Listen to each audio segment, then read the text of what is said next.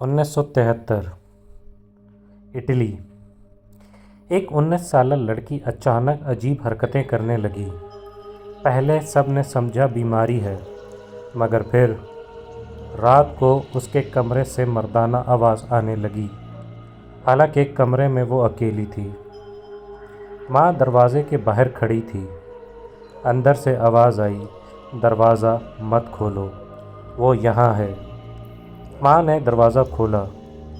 लड़की बिस्तर पर बैठी थी, मगर उसकी आंखें पूरी काली थीं। माँ, बेटी, क्या हुआ तुम्हें? लड़की की आवाज़ अचानक बदल गई। भारी मर्दाना आवाज़। मैं बोली, ये तुम्हारी बेटी नहीं है। घर वालों ने चर्च को बुलाया। पादरी कमरे में दाखिल हुआ।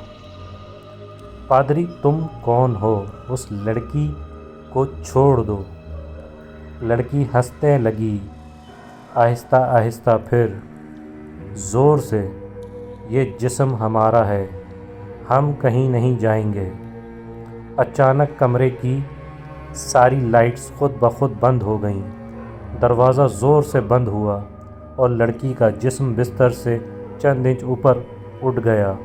पादरी चीख कर बोला, निकल जाओ। लड़की ज़ोर से चीखी, इतनी ज़ोर से कि शीशे हिल गए। फिर अचानक खामोशी।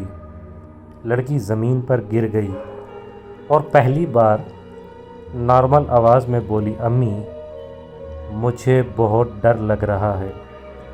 चर्च ने उस केस को रिकॉर्ड किया। फाइल आज भी वेटिकन के खुफिया कमरे में बंद है।